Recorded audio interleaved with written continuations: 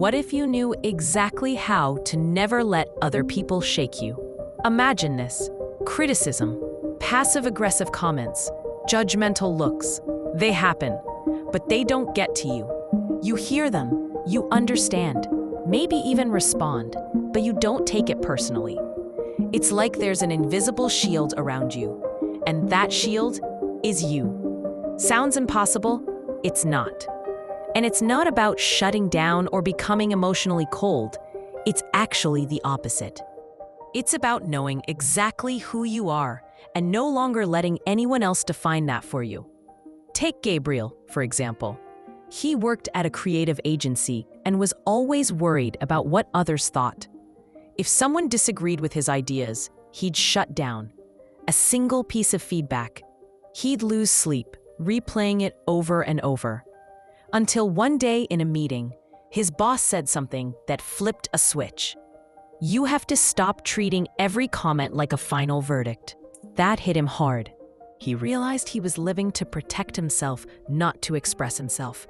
And maybe you've been doing the same, constantly adjusting yourself to avoid conflict, to not disappoint anyone, to make sure you're understood.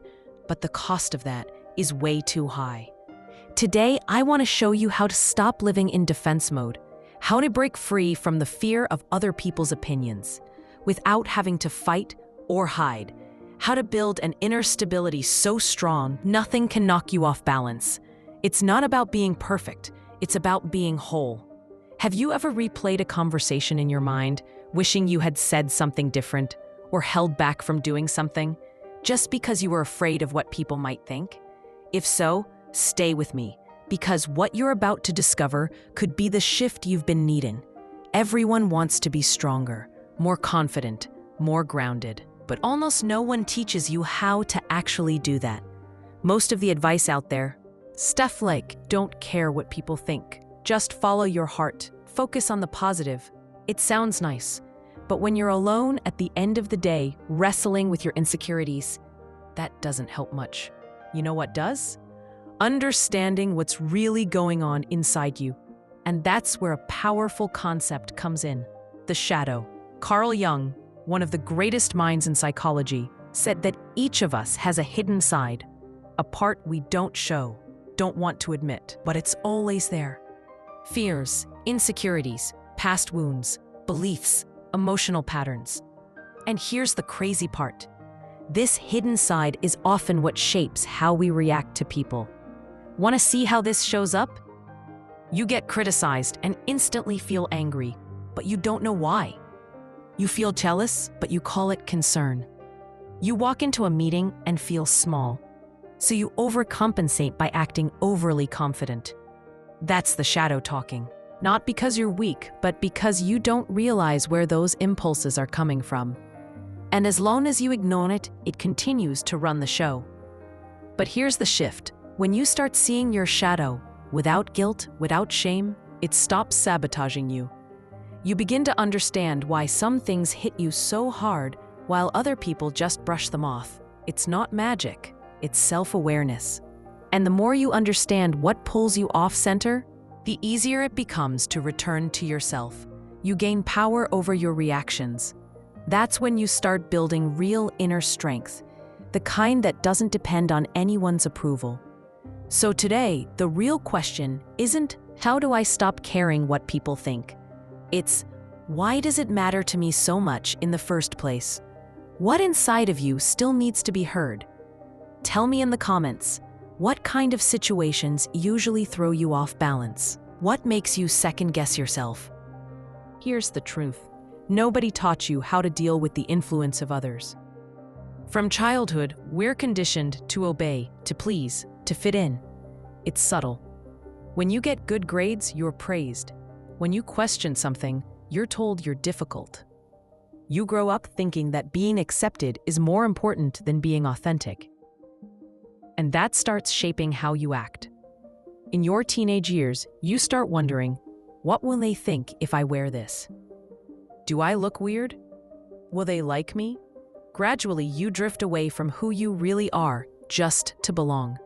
And the problem? It doesn't stop in adulthood. You start working, building your life, but still carry the same fear of rejection. Now it shows up as anxiety, sleepless nights, overthinking. You say yes when you mean no. Smile when you're annoyed. Compliment when you want to complain. And it starts with a simple but deep step. Observing your reactions honestly, seriously. Stop for a moment and think. When was the last time someone really got to you? Maybe it was a coworker who interrupted you during a meeting. Maybe it was a passive-aggressive comment from a family member. Or a post on Instagram that hit a nerve. It doesn't matter what it was. What matters is how you reacted. Here's the first insight. Being affected isn't weakness. Not knowing why you're affected is. If you feel anger, sadness, frustration, that's not the issue. The issue is not understanding where it comes from. So the first step is to become an observer of yourself. And it's easier than you think. Next time something triggers you, don't react right away. Take a mental step back. Breathe. Ask yourself, what inside me is hurting right now? It sounds simple, but it changes everything. You turn a trigger into awareness. And when you're aware, you can see. It's like shifting from being the actor caught in the scene to being the director who can reframe it. Here's a real story. Emma was a school teacher, beloved by students, but every time her supervisor gave her feedback, even constructive, she would choke up. Her chest tightened. Her mind spiraled. Are they planning to fire me? She'd come home drained, questioning everything. Through therapy, she found the root. As a child, every time she tried something different, her mother would say, "You never do anything right." Praise only came when she followed the rules. So that feedback at work triggered her old fear of not being good enough. Once she saw that, things shifted. The next time she received a comment, she paused. She asked herself, is this really about me? Or is it about an old story I'm still carrying? That clarity gave her power. She listened, processed, and responded, calmly. For the first time, feedback didn't make her feel small. She realized the pain came from inside, and that she could deal with it without falling apart. That leads us to the second point, strengthening your inner center. It's not enough to understand where pain comes from. You need to build an inner foundation strong enough to hold you steady when storms come. So here's the question. What are your values? Not the ones you were told to follow, the ones you chose. If you don't know what truly matters to you, any opinion can throw you off. If someone calls you selfish for saying no, and you're not clear that self-care is one of your values, you'll cave. You'll feel guilty. But when you know what you stand for, what you accept and what you won't tolerate, you don't need to yell or fight to be heard. You become unshakable because you're aligned with your truth. Try this. Write down the 5 values that matter most to you right now. Maybe freedom, honesty, loyalty, creativity, peace. Then ask yourself, are my actions reflecting those values, or am I living by someone else's? This may sound simple, but it's a turning point. Because when you stop chasing validation outside and start seeking alignment inside, something profound changes. And a person in alignment doesn't break easily. Let's look at another powerful example. James was a project manager, always tried to keep the client happy. Even when requests were unreasonable, he'd say, "We'll make it work." The result? His team was overworked. He was exhausted, but he couldn't say no. Until one day, he had a panic attack in the company parking lot. That's when it hit him. He was trying to be liked at any cost and ignoring his own limits. He started therapy, mapped his core values, and realized one of his pillars was mutual respect, including self-respect. In the next client meeting, when someone proposed an impossible deadline, James didn't explode. He didn't freeze. He said, "I understand your urgency, but this timeline isn't realistic. I can offer 2 solid alternatives."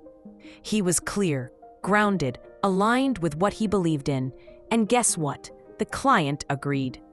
James learned that the world doesn't fall apart when you stand in your truth. It falls apart when you live out of sync with who you are. These stories aren't magic, they show what's possible.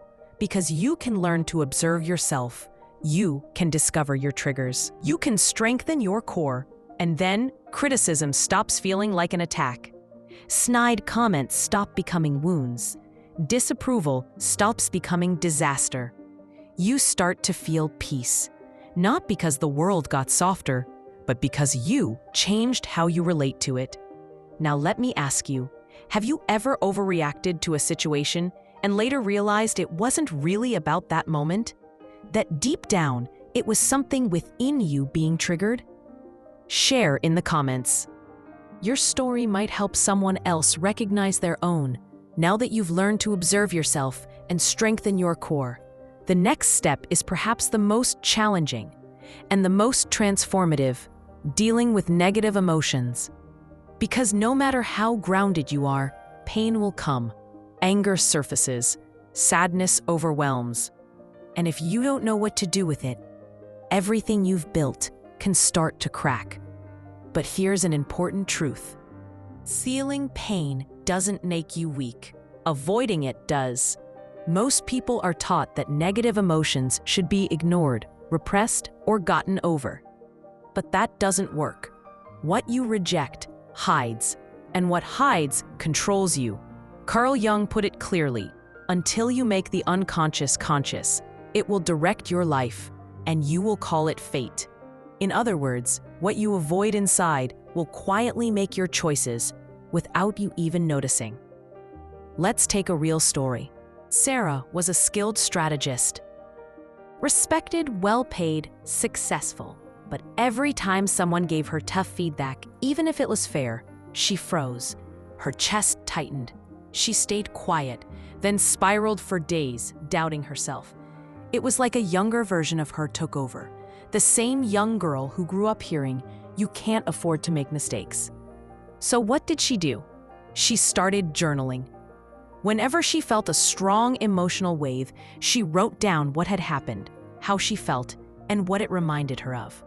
At first, it was awkward, but within weeks, patterns emerged. She noticed that most of her discomfort today echoed moments from her past. That awareness changed everything. She still felt emotion, but she understood it. And with that understanding came calm. She stopped reacting on autopilot, started responding with presence, with strength. That's emotional awareness. That's power. So here's a practice to try. Start an emotional journal. Not every day, just when something intense. Write down, what happened? How did I feel? What does this remind me of? What can I learn from it? That's how you turn chaos into clarity. You'll start noticing that your reactions are rarely about the present moment. They're echoes from something deeper. And once you see the root, the emotion loses its grip. But what if the pain feels too big? What if the anxiety, the sadness, the heaviness is just too much? That's when you use a second tool, active visualization. This isn't about wishful thinking.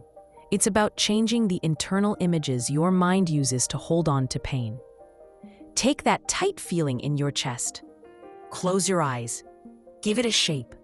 Maybe it's a dark cloud, a locked box, a chain around your body. Now transform it. Picture the cloud dissolving into light, the box opening and releasing, the chain turning to water and falling away. Symbolic? Yes, but also powerful, because your brain speaks the language of images. And when you shift the image, you shift the emotion. Use this when you feel stuck. It won't fix everything, but it softens the edges. It creates movement where before there was tension. And finally, reverse gratitude. We've all heard of gratitude, but this version is different. It's not about saying thank you for the good stuff. It's about recognizing how even pain can bring growth. Example, someone criticizes you, it hurts, but it leads you to set a boundary you'd never dared to before. That's reverse gratitude. You lose an opportunity. It stings, but it nudges you towards something more aligned. That's reverse gratitude too. This isn't about pretending pain is good. It's about honoring the growth it brings. When you can look at what once broke you and say, that helped me evolve, you reclaim your power. Let me share another real story. Ethan was a visual artist. His style was raw, deep, and different, but he kept trying to fit in. Clients, friends, even strangers gave advice. Try to be more commercial. Use brighter colors. Keep it simple. So he did. Each time someone had feedback, he adjusted. Bit by bit, he lost his own voice. Then he was rejected from a major art grant. Crushed, he thought about quitting altogether. Until one day, a curator looked at his work and said, "You're so busy trying to please everyone, no one can feel who you really are." That hit hard, but it woke him up. Ethan made a decision. If he was going to fail, he'd do it by being fully, unapologetically himself. He painted what he believed, posted without second-guessing, created without compromise. Months later, he was invited to an exhibition. The piece they wanted? One he had almost never shared, afraid it was too much. The moment that almost broke him became the turning point. That's reverse gratitude. Can you feel the pattern? Everything that hurts you can also shape you. But that only happens when you choose to feel, understand, and transform. Avoiding the emotion only stretches the suffering. Facing it, really facing it, starts to set you free. So let's recap. You've already learned to observe your reactions without judgment, to strengthen your core based on your own values, and now to transform difficult emotions into powerful sources of clarity and growth. It's like building a castle within yourself. Each crisis becomes a brick, each discomfort a message, each emotion a teacher. And with time, the things that once triggered you become just waves.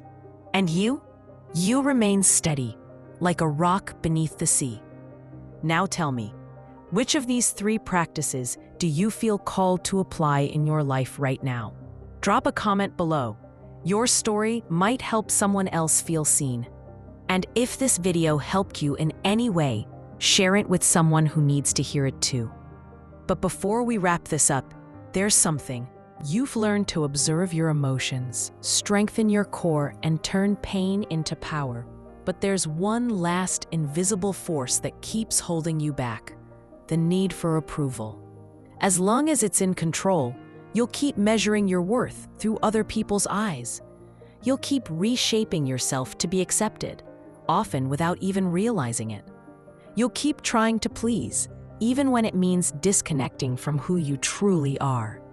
And the next step on your journey is exactly this: breaking free from the addiction to external validation. So stay with me.